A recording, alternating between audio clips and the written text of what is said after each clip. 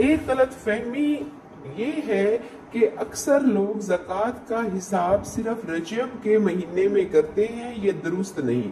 اصل مسئلہ یہ ہے کہ جس تاریخ کو کوئی شخص پہلی مرتبہ نصاب کا مالک بنے، وہ تاریخ اس کی زکوٰۃ کے حساب سے ہے، مہینہ چاہے کوئی بھی ہو۔ مثلا کوئی شخص پہلی مرتبہ 20 شوال کو نصاب کا مالک بنا تو آئندہ سال 20 شوال کو ہی اپنی زکوٰۃ کا حساب کر کے ادائیگی کرے۔ فقراء اور مساکین کون لوگ ہیں جو زکوٰۃ کے مستحق ہیں؟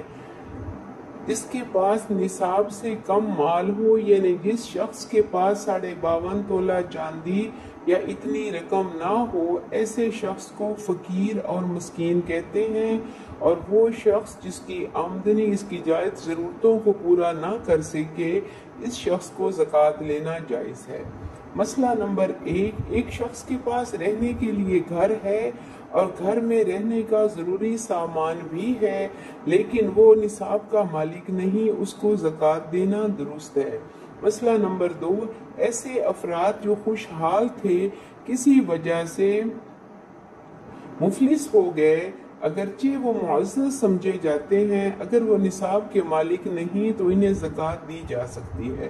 مسئلہ نمبر 3، اگر نابالغ لڑکے یا لڑکی کا باپ مالدار ہے تو اس کو زکوٰۃ دینا درست نہیں۔ اگر لڑکا یا لڑکی بالغ ہو گئے اور خود ان کے پاس مال نہیں، اگرچہ ان کا باپ مالدار ہے تو ان کو زکوٰۃ کا پیسہ دینا درست ہے۔ مسئلہ نمبر 4، اگر چھوٹے بچے کا باپ مالدار نہیں مگر ماں مالدار ہے تو اس بچے کو زکوٰۃ کا پیسہ دینا درست ہے۔ مسئلہ نمبر 5، نابالغ بچہ یتیم ہو اور اس کا اپنا کچھ مال نہ ہو، لیکن اس بچے کی ماں مالدار ہے تو اس بچے کو بھی زکوٰۃ کا پیسہ دیا جا سکتا ہے۔ سوال یہ ہے کہ مقروض لوگ کون ہیں؟ اس کا جواب یہ ہے کہ وہ شخص جس کا قرضہ اس کی جائیداد کی مالیت سے بڑھ جائے تو وہ شخص مقروض ہے، اس کو زکوٰۃ دی جا سکتی ہے۔ مسئلہ نمبر 1، فی سبیل اللہ، ہر وہ شخص جو اللہ کے دین کے لیے کوشش کرتا ہے اور نیکی کے کاموں میں مشغول رہنے کی وجہ سے اس کا ہاتھ تنگ ہے یا دین کی تبلیغ کر رہا ہے، دینی علم سیکھنے اور سکھانے والا ہے، اگر یہ نصاب کے مالک نہیں تو ان کو زکوٰۃ دی جا سکتی ہے۔ مسئلہ نمبر 2، دینی مدارس میں زکوٰۃ دینا افضل ہے کیونکہ اس میں مسلمانوں کا دینی اور اخروی نفع ہے۔ کن رشتہ داروں کو زکوٰۃ دی جا سکتی ہے؟ تو اس کا جواب یہ ہے کہ بھائی، بہن، بھانجی، بھانجا، بھتیجی، بھتیجا، چچا، پھوپھی، خالہ، ماموں، سوتیلی ماں، سوتیلا باپ، ساس، سسر۔ اگر یہ سب نصاب کے مالک نہیں تو ان کو زکوٰۃ دی جا سکتی ہے۔ کن لوگوں کو زکوٰۃ دینا جائز نہیں؟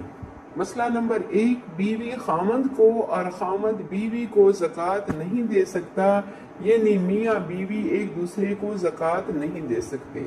مسئلہ نمبر 2، اپنی زکوٰۃ کا پیسہ اپنے والدین اور والدین کے والدین کو جیسے ماں باپ، دادا دادی، نانا نانی وغیرہ کو نہیں دے سکتے۔